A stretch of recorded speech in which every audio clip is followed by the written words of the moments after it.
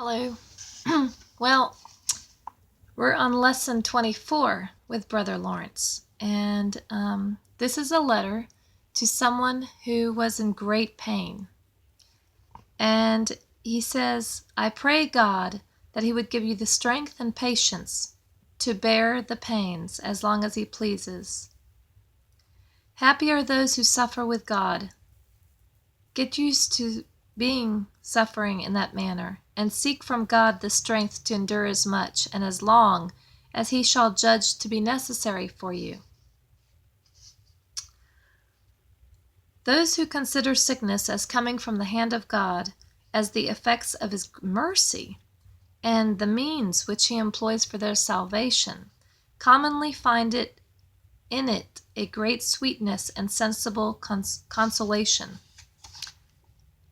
I wish you could convince yourself that God is often, in some sense, nearer to us and more effectually present with us in sickness than in health. Put all your trust in God, and you will soon find the effects of it in your recovery, which we often slow by putting greater confidence in science than in God. Whatever remedies you make use of, they will succeed only so far as God permits. When pains come from God, only he can cure them. He often sends diseases of the body to cure those of the soul. Now, this sounds a bit harsh.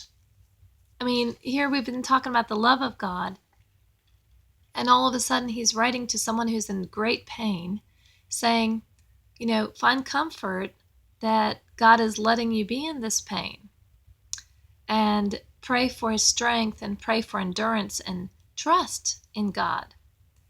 And if it pleases God, he'll, help you recover.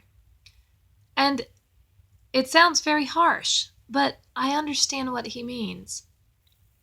When we are in extreme pain or our bodies are in distress physically, we tend to draw closer to God, because if the medicine doesn't work, if the operation wasn't successful, we have nobody else.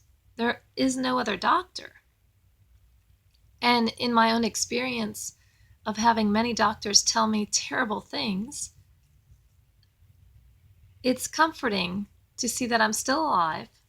I didn't do what all those doctors said, which would have probably made me much sicker than I am now.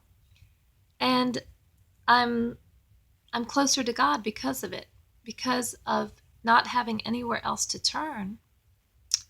I draw near to God. And I do believe that God gave us doctors and wisdom, but he also gave us wisdom. And unfortunately, nowadays, so many of these doctors, they want to operate and take out pieces, and they don't even research. They don't even use knowledge or wisdom in what they do. They actually just go ahead and do what they know. But it's not necessarily what everybody needs. And that's when we draw near to God, and we have to talk with God and know what we're supposed to be doing to our bodies. Our bodies, in the Bible it says, are temples to our spirit. They're the house on earth to our spirit. And we do have to kind of take care of them. We have to feed them and clothe them and make sure that they don't get frostbite. We have to take care of them so that our spirits can be comfortable enough on earth, and so we can be good testimony for God while we're on earth. Now, Brother Lawrence is at the end of his life when he's writing this letter, and he goes on to say, be satisfied with the condition in which God places you. I must in a little time go to God. What comforts me in this life is that now I see him by faith, and I see him in such a manner as might make me say sometimes, I don't believe anymore, because I actually see. I feel what faith teaches us, and in that assurance and that practice of faith, I will live and die with him. Continue then always with God, It's the only support and comfort for your affliction. So, what's beautiful is that at the end of his life, he actually was seeing God. He no more had to worry about having blind faith because he wasn't blinded anymore. He could actually see God. He had spent so much time, so many years walking that closely with God that now he saw God in everything. And, that's amazing to not even, there's no doubt at all. So I encourage you all to keep walking with God, keep thinking of God. Remember yesterday, the lesson was think often on God by day, night, your business, and even in your diversions.